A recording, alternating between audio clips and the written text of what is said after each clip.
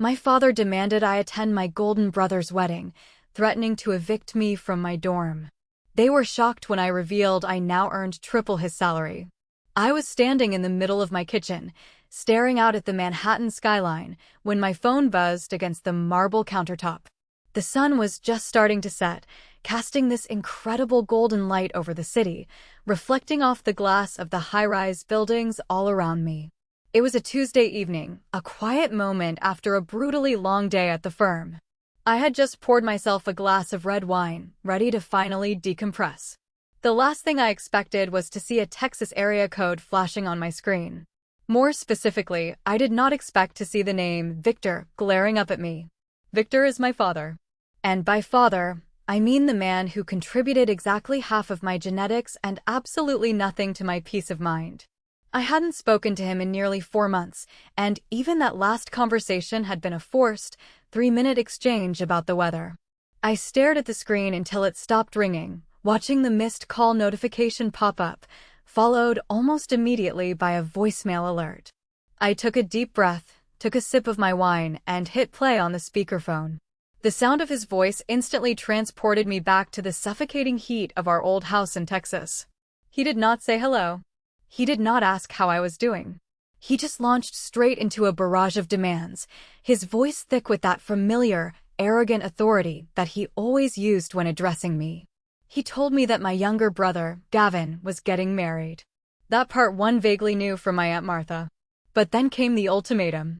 Victor commanded me to fly back to Texas a full week before the wedding. He said I needed to be there to run errands, to pick up the bride's extended family from the airport, and to basically act as a glorified chauffeur and assistant so that Gavin's big day could be absolutely perfect.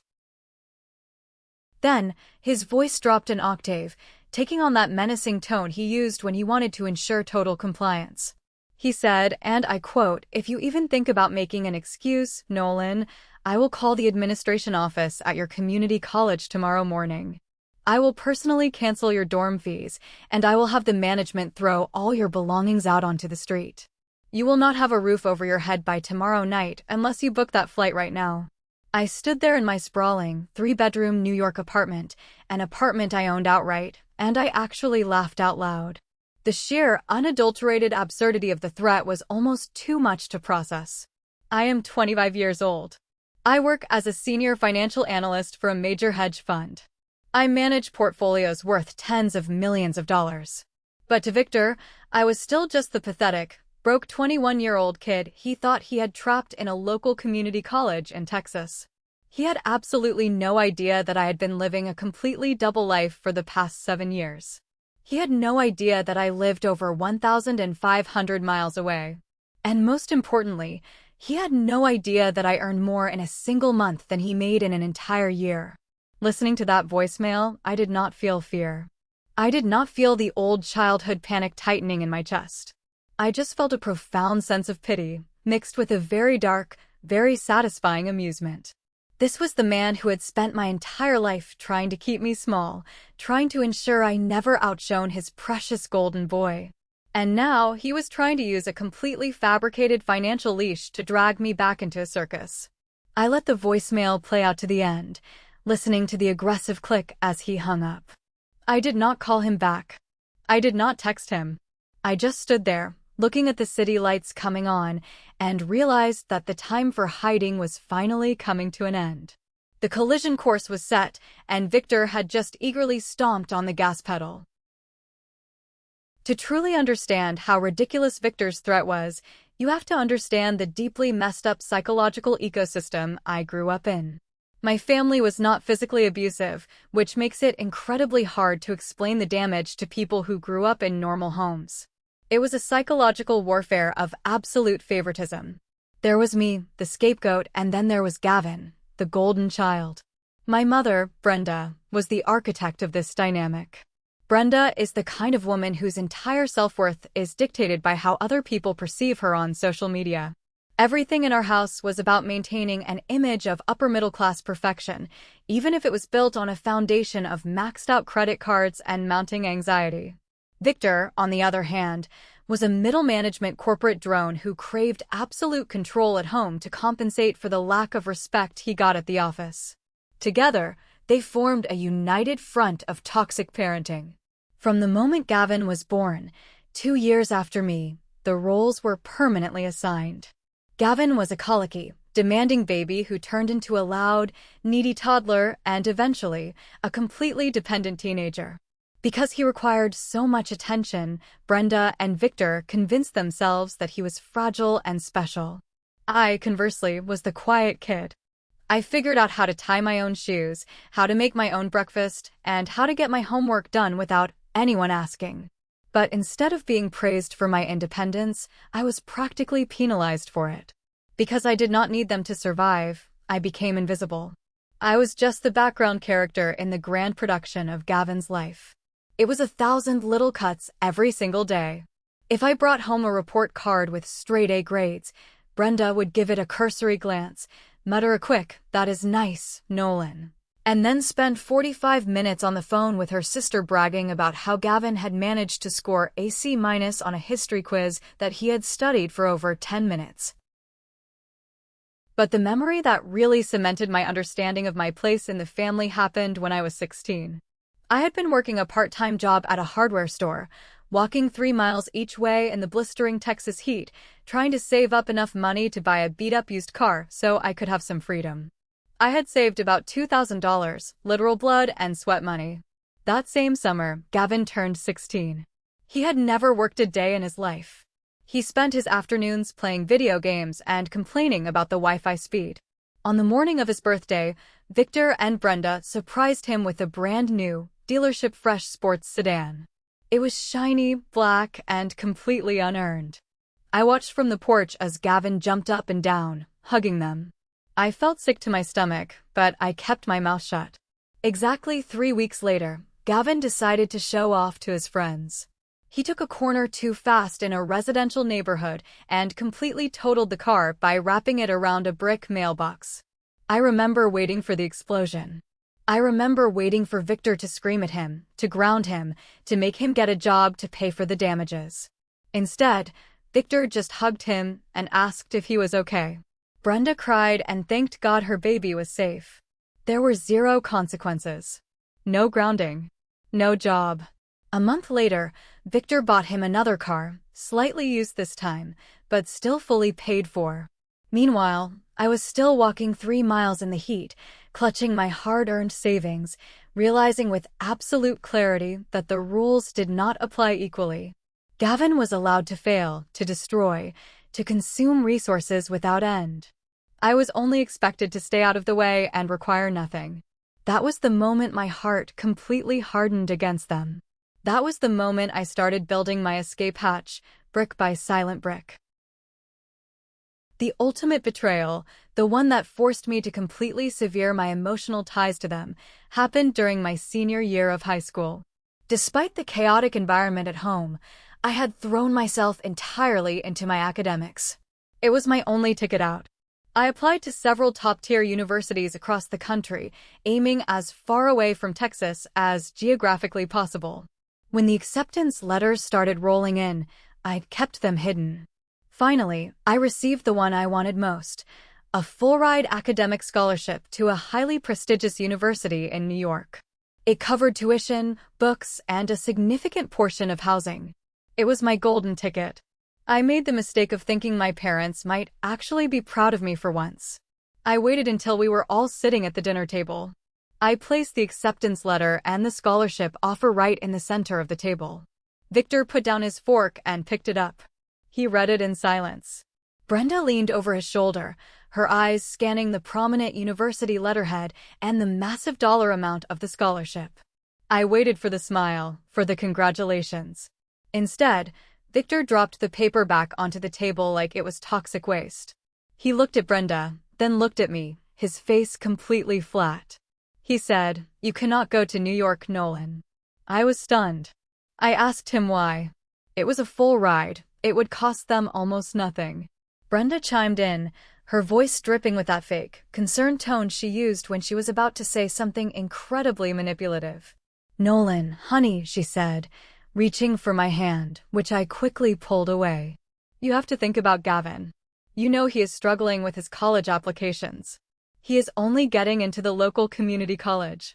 If you go off to some fancy school in New York, it is going to completely destroy his self-esteem. It will make him feel like a failure. We need to keep the family united. I stared at them, the reality of their sickness washing over me. They were actively trying to sabotage my future, a future I had earned through years of isolation and hard work, just to protect the fragile ego of my lazy, entitled brother.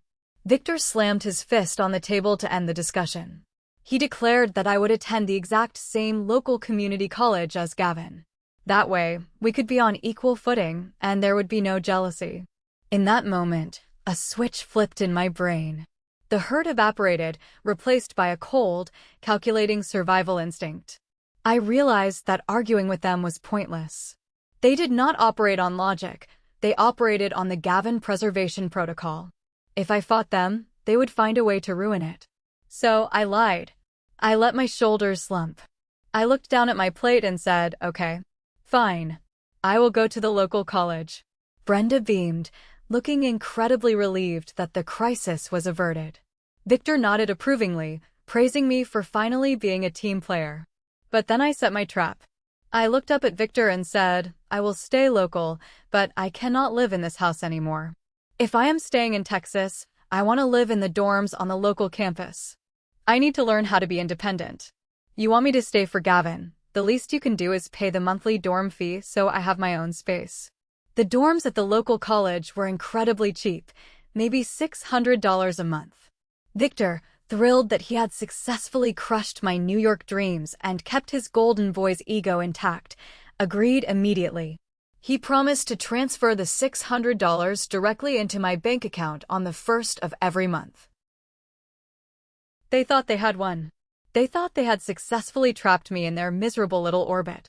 But 2 months later, in the dead of night, while the whole house was sleeping, I packed 2 suitcases. I left my keys on the kitchen counter. I took an Uber to the airport, used the money from my hardware store job to buy a one-way ticket, and flew to New York to claim my scholarship. I never told them I left. I just let them believe I was living in a cheap dorm 15 minutes away, while I was actually building an empire on the other side of the country. Arriving in New York was like stepping onto another planet. For the first time in my life, the air didn't feel heavy with expectation and resentment. But let me be perfectly clear, it was not glamorous. My scholarship covered the heavy-hitting costs like tuition, but living in the city is brutally expensive, and I was entirely on my own. I rented a tiny, windowless room in a shared apartment in Queens that smelled vaguely of old cabbage and bleach. The subway commute was an hour each way, and the noise of the city was a constant, grinding roar compared to the quiet Texas suburbs. But I loved every single miserable second of it because it was mine. My schedule for the next 3.5 years was designed for maximum efficiency and minimum sleep. I took the maximum allowed course credits every single semester, including summer sessions, determined to get my degree as fast as humanly possible. I attended lectures during the day, spent my afternoons in the university library fueled by cheap black coffee, and worked night shifts. I did everything from data entry for a logistics company to overnight stocking at a grocery store. There were weeks where I averaged maybe 4 hours of sleep a night, collapsing onto my cheap mattress with my clothes still on. But the hardest part wasn't the physical exhaustion, it was the mental gymnastics of maintaining the lie with my family back in Texas. Victor and Brenda were not exactly attentive parents, which made the deception easier, but they still required maintenance. We established a routine of a bi-monthly phone call, usually on a Sunday afternoon. I mastered the art of gray rocking, giving them the most boring, non-committal answers possible. They would ask how the local college was. I would complain about the imaginary cafeteria food or mention a generic, fictional accounting professor. I would check the weather in Texas online before the call so I could casually mention how hot it was. The calls rarely lasted more than 5 minutes before Brenda would inevitably hijack the conversation to talk about Gavin. And then there was the money. True to his word, on the first day of every single month, Victor transferred exactly $600 into my bank account. The dorm fee. Every time I saw that deposit notification, I felt a complex mix of guilt and intense satisfaction. A small part of me, the kid who was raised to believe he was a burden, felt bad for taking it. But the larger part of me, the adult who recognized the immense emotional and financial neglect I had suffered, viewed it differently. I never spent a single penny of Victor's money on my daily expenses. Not on rent, not on food, not on subway passes. Instead, I opened a high-yield investment account. Every month, that $600 was automatically routed into index funds and blue-chip stocks. I viewed that money as the child support they had never paid me in attention, love, or fairness. It was my trauma tax. While I was killing myself working night shifts to buy groceries, Victor's money was quietly compounding in the background. It became a symbol of my silent rebellion. Every deposit was a reminder of their arrogance, of their absolute certainty that they had me under their thumb, trapped in a local college just a few miles away. The irony was intoxicating. They were funding the very financial independence that would eventually allow me to cut them off permanently. I kept my head down, kept my grades flawless, and watched my secret investment portfolio grow, waiting for the day I would finally cash in the ultimate receipt. Because I had overloaded my schedule and taken summer classes, I managed to graduate with a dual degree in finance and economics a full semester early. I was 21 and a half years old, holding a piece of paper that represented thousands of hours of sheer, unadulterated grit. I didn't attend my own graduation ceremony. There was no point. I had no one to invite, and I couldn't afford to take the day off from my job hunt anyway. Securing a job in New York's financial sector is a blood sport. You are competing against kids with legacy connections, trust funds, and resumes polished by expensive consultants. I had none of that. What I had was a hunger that bordered on desperation and an absolute refusal to fail. I went to dozens of interviews, facing rejection after rejection, constantly refining my pitch. Finally, my aggressive persistence paid off. I landed a junior analyst role at a mid-sized investment firm. The starting salary was respectable, enough to get me out of that windowless room in Queens and into a decent studio apartment in Brooklyn. But I didn't stop there. While my peers were hitting the bars after work, I was staying at the office until 10 at night, building financial models, volunteering for the projects no one else wanted, and making myself indispensable to the senior partners. I learned how to read the markets, how to spot inefficiencies, and how to make money move. Within 2 years, I was headhunted by a major, top-tier hedge fund in Manhattan. The interview process was grueling, a gauntlet of technical tests and high-pressure behavioral questions. But when the offer letter came through, I had to sit down to stop my knees from shaking. My base salary jumped to $180,000 a year, and that was before the performance bonuses, which in a good year could easily double that number. I was 24 years old, and I had achieved total financial velocity. The first thing I did after my first massive bonus cleared was call a real estate agent. I was done renting. I wanted something permanent, something concrete that no one could ever take away from me. After months of searching, I found it, a stunning, 3-bedroom high-rise apartment with floor-to-ceiling windows looking out over the city. I put down a massive down payment, securing a mortgage that I could comfortably afford. I spent weeks decorating it, buying solid, high-quality furniture, investing in a professional-grade kitchen. Walking through those rooms, smelling the fresh paint and the expensive leather of the sofa, was the most profoundly healing experience of my life. This wasn't just an apartment, it was a fortress.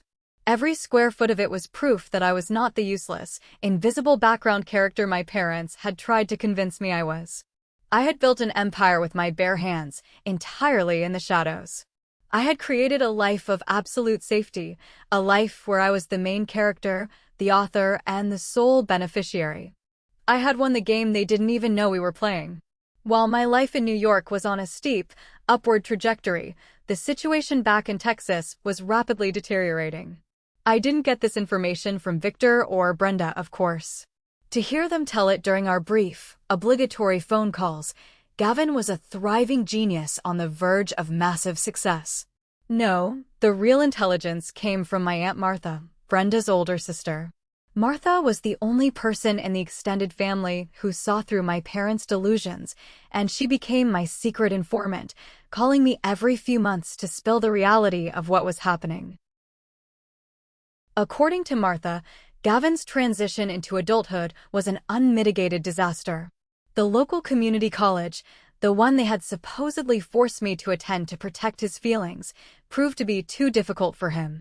He failed out of his first semester after skipping most of his classes to play video games and hang out with a bad crowd.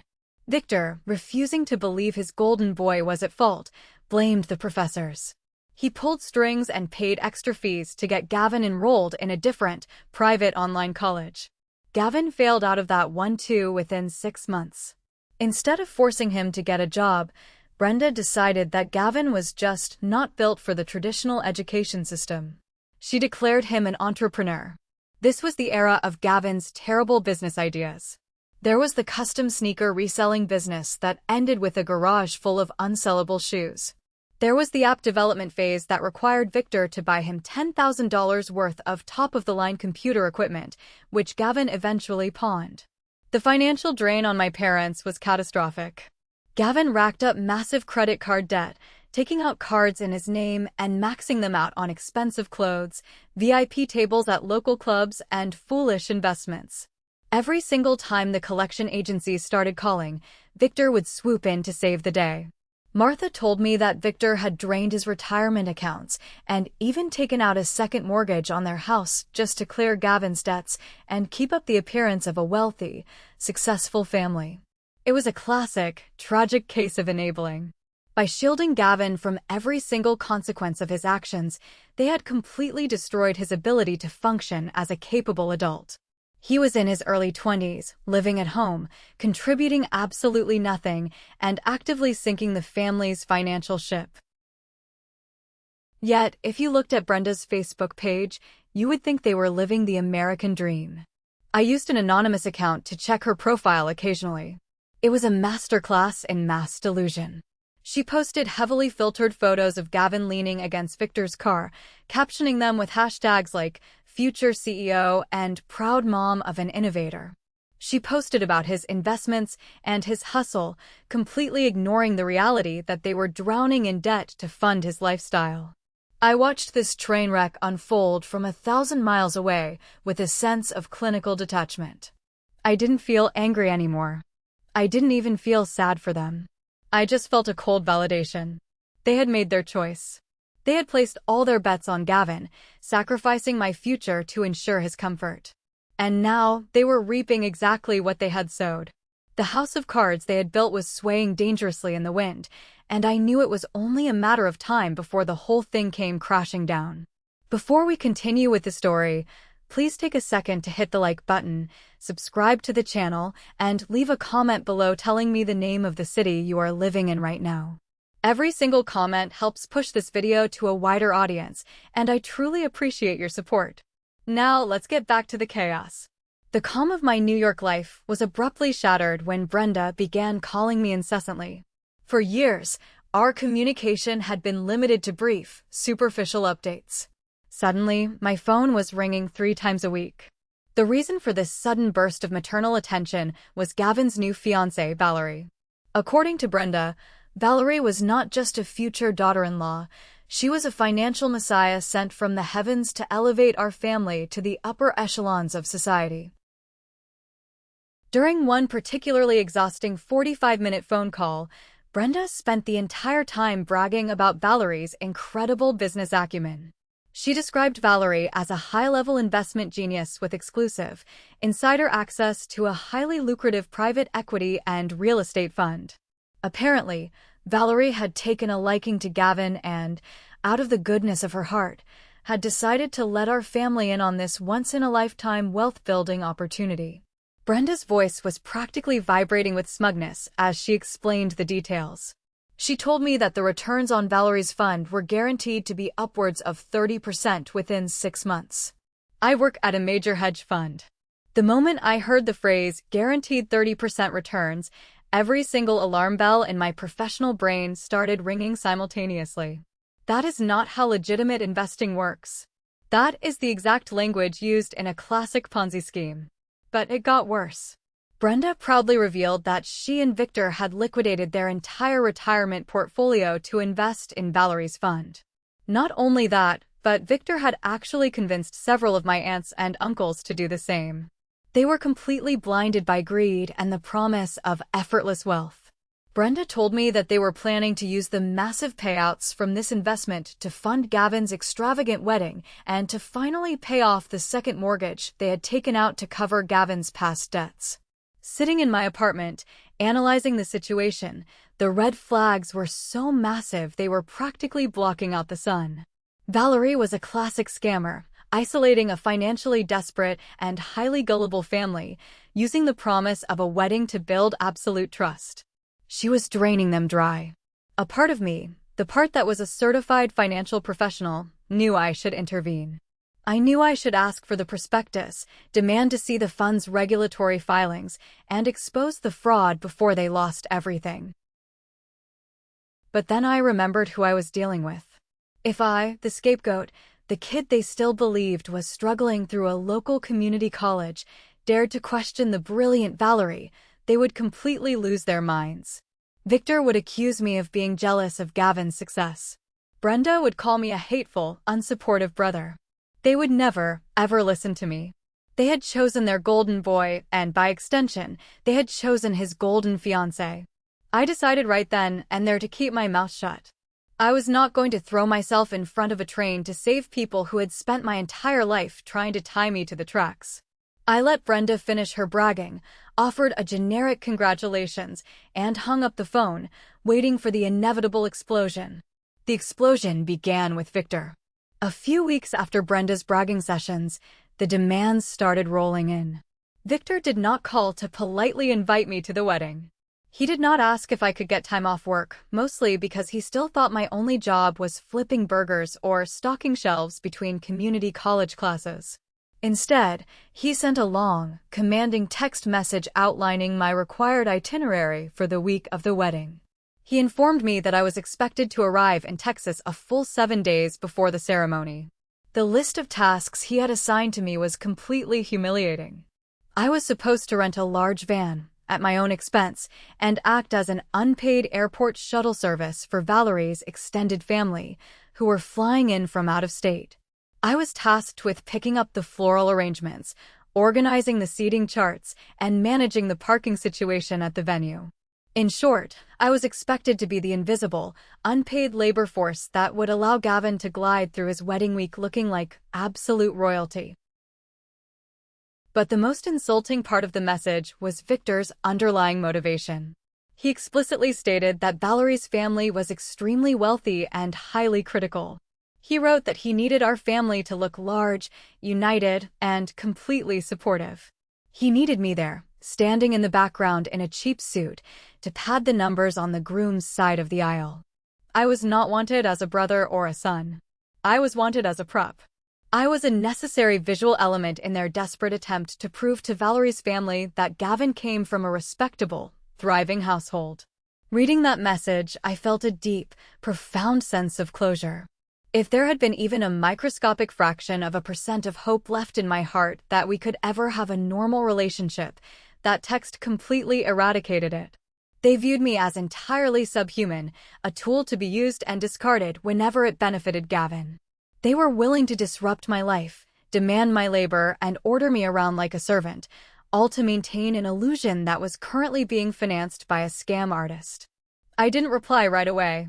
I let the text sit there for an entire day, going about my normal routine. I went to the gym, I grabbed coffee from my favorite place on the corner, and I sat through 3 hours of intense financial strategy meetings at the firm.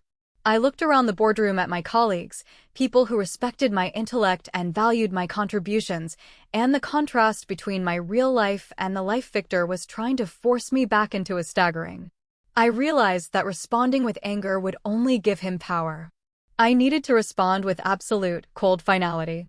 The game of pretending to be the obedient, distant son was officially over.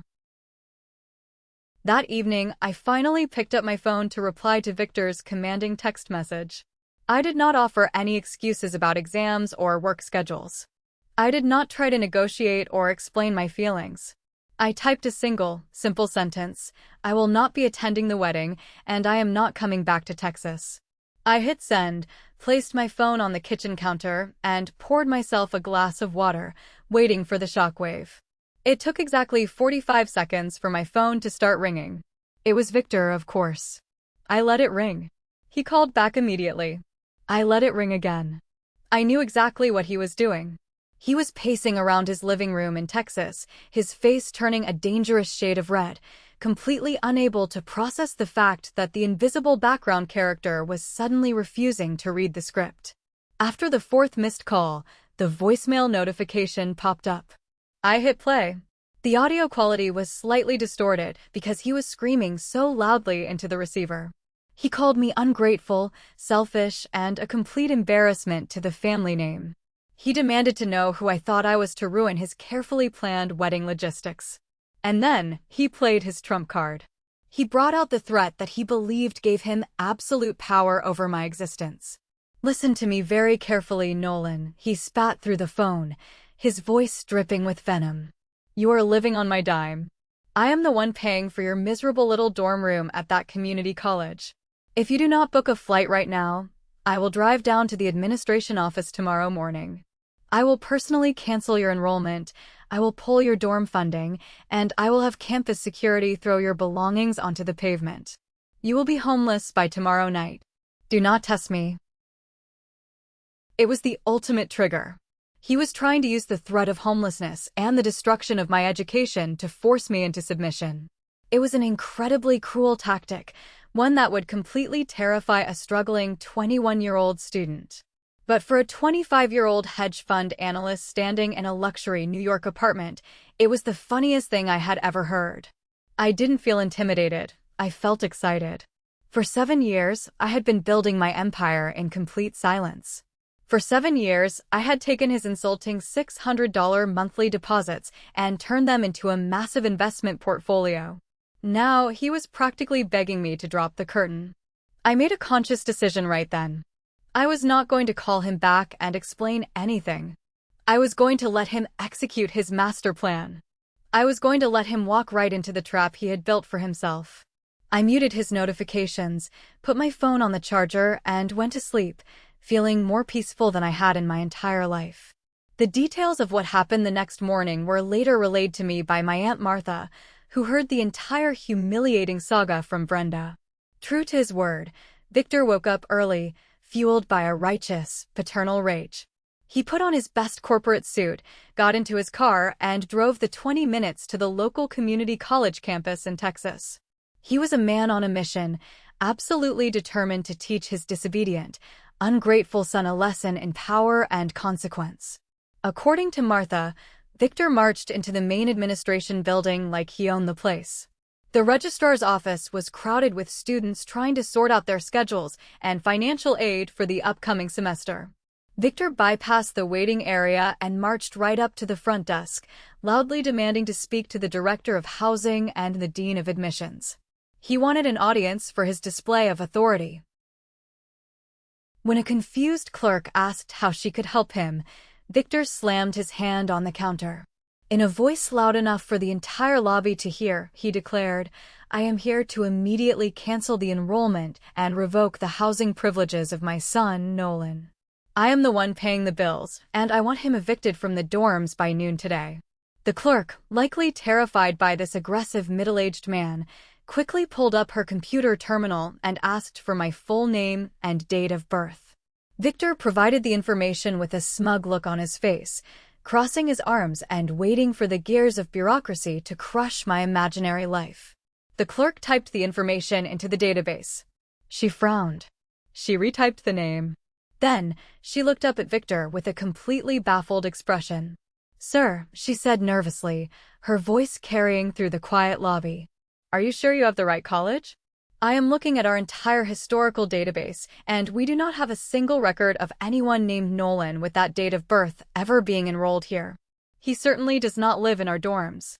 In fact, we have not had a student by that name in the system for over 7 years. Martha said that Brenda described Victor's reaction as a complete system failure. The color completely drained from his face. He demanded the clerk check again, insisting that he had been sending $600 a month for a dorm room for years. The clerk turned the monitor around to show him the blank search results. She informed him that there was no dorm room, no enrollment, and no student. Victor stood there in the middle of a crowded college lobby, surrounded by whispering teenagers, realizing that he had been completely, utterly played. His grand threat of eviction was entirely useless. The control he thought he had over me was an absolute illusion.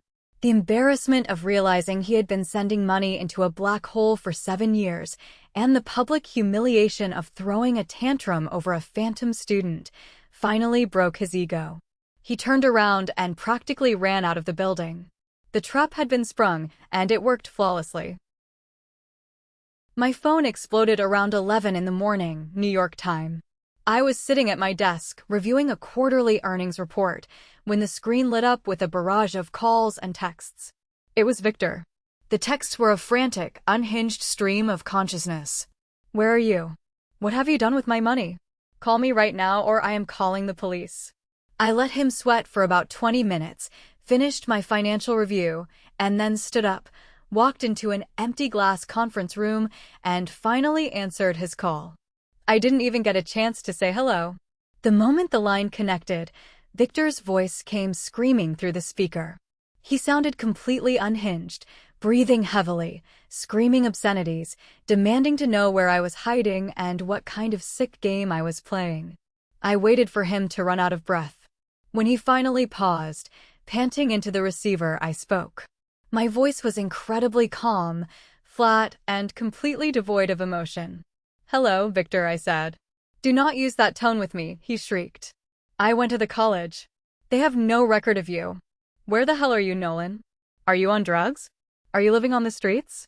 What did you do with the dorm money I have been sending you every single month?" "I am in New York, Victor," I replied calmly. "I have been in New York for exactly 7 years. I took that full-ride scholarship you tried to force me to reject. I graduated 3.5 years ago with a dual degree in finance and economics. I have been working on Wall Street ever since." The silence on the other end of the line was absolute. It was the sound of a man's reality completely shattering into a million pieces. The son he thought was a failure, the scapegoat he thought he had trapped in a mediocre life just down the road, was sitting in a high-rise office building on the other side of the country, holding degrees he didn't even know existed. You lied to us?" he finally stammered, his voice weak and trembling. "For 7 years? You let us think you were here. You didn't want a son, Victor," I told him, my tone completely clinical. "You wanted a punching bag. You wanted a background character to make Gavin look better by comparison." I simply removed myself from the stage.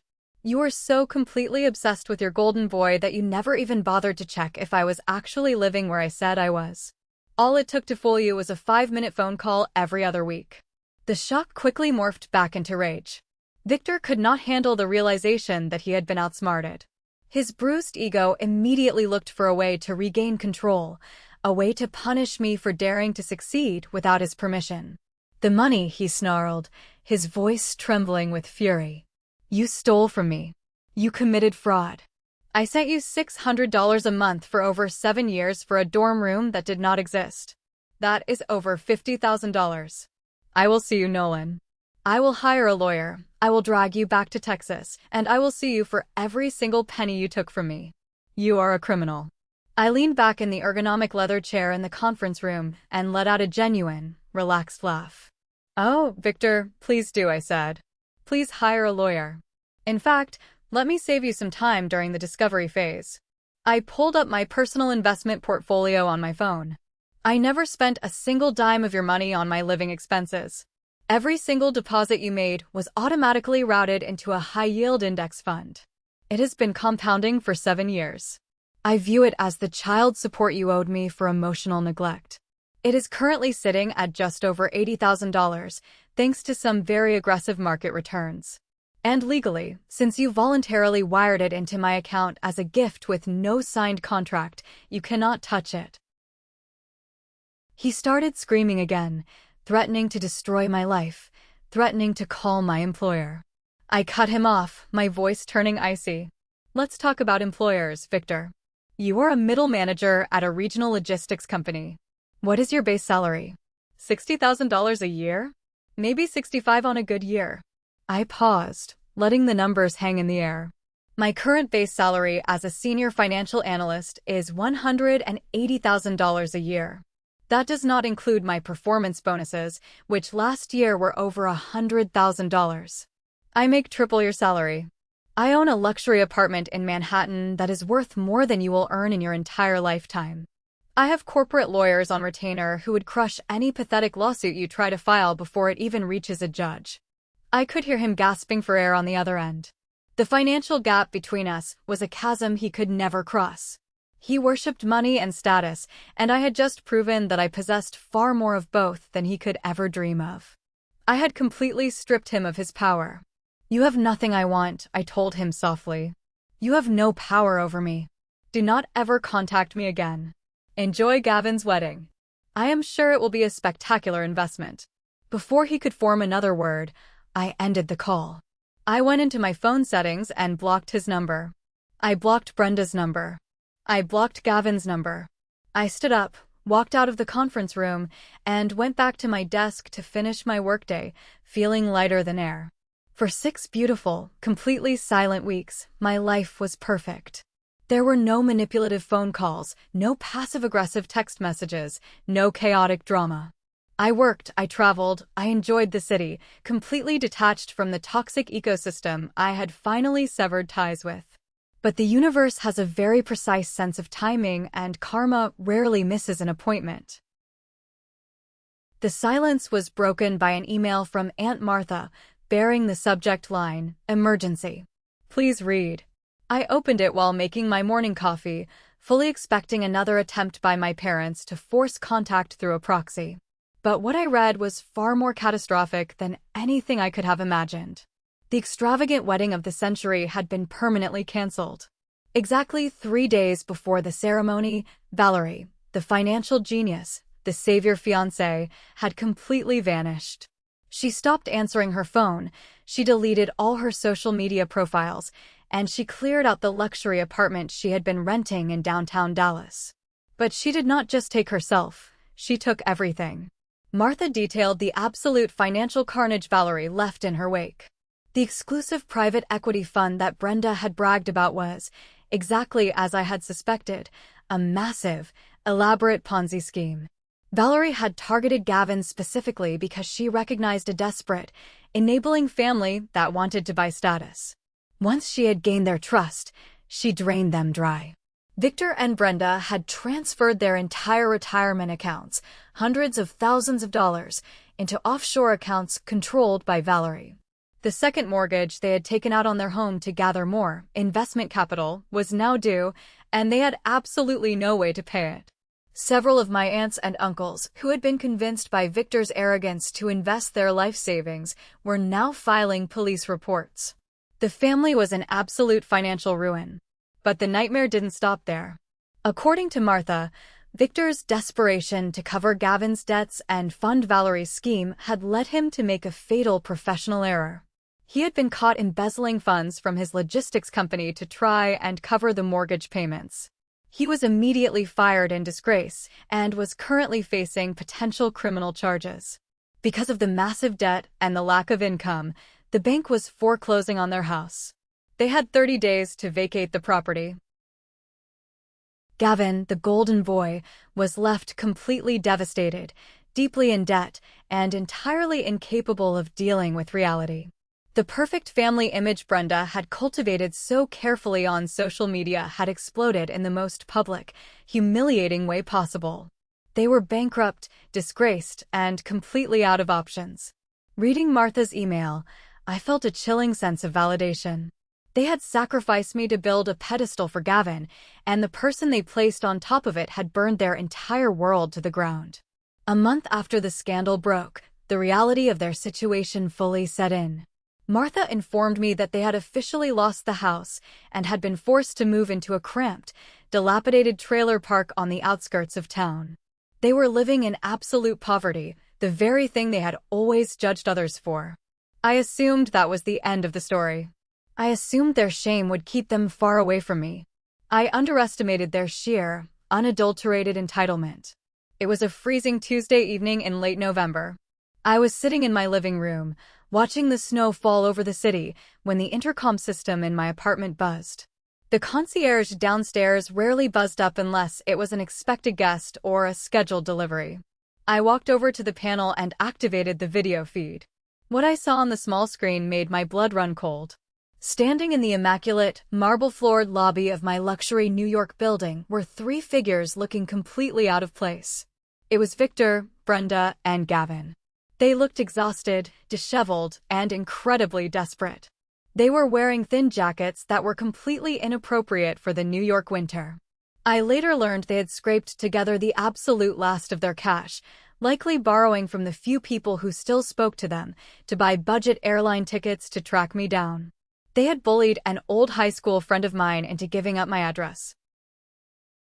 I watched through the camera as the concierge politely but firmly told them they could not enter without my permission. Victor was arguing, his face red, waving his arms in that familiar, demanding way. Brenda was crying, performing for the lobby staff. I was about to press the button to tell the concierge to call the police and have them removed for trespassing. But before I could, the situation escalated. A resident of the building walked through the main doors, swiping their key fob. In a moment of pure desperation, Brenda grabbed Gavin's arm, and the three of them shoved past the concierge, slipping through the security doors behind the resident. The concierge shouted, but they were already rushing toward the elevators. My apartment building is highly secure, but it is not a fortress against sheer panic. I knew exactly where they were heading. The confrontation I thought I had avoided over the phone was now marching directly up to the 50th floor. I took a deep breath, walked over to my front door, and waited for the knock. The knock was not aggressive. It was a pathetic, rapid tapping, the sound of people who knew they had absolutely zero leverage. I stood behind the heavy oak door for a moment, centering myself. I was not the terrified 21-year-old kid anymore. I was the master of this domain. I unlocked the deadbolt and slowly pulled the door open. The contrast between us was almost cinematic. I was wearing a tailored cashmere sweater, standing in the warm glow of my expansive, modern apartment. They were shivering in the hallway, looking small, aged, and utterly broken. The arrogant posture Victor had maintained my entire life was completely gone. His shoulders were slumped, and his eyes were darting around, taking in the obvious wealth of my surroundings. Brenda broke the silence first. She launched forward, trying to wrap her arms around me, sobbing dramatically. "Nolan. Oh my God, Nolan, we missed you so much. Please, you have to help us. We have lost everything. That horrible woman ruined us." I took a sharp step back, refusing the hug. She stumbled slightly, looking shocked that her emotional manipulation did not work instantly. Gavin spoke next. The golden boy looked terrible, pale, and shaking. "Bro, please," he whimpered. "We have nowhere to go. We are living in a trailer. I have creditors calling me every 10 minutes. You have this huge place. You have millions of dollars. You have to let us stay here. You have to loan us some money to get back on our feet." Victor, trying to salvage some scrap of his patriarchal authority, stepped forward. "Nolan, family sticks together. We made some mistakes, yes. But we are blood. You cannot just abandon your mother and your brother when they are on the streets. You owe us." I looked at the three of them. I didn't feel anger. I didn't even feel the satisfaction of revenge anymore.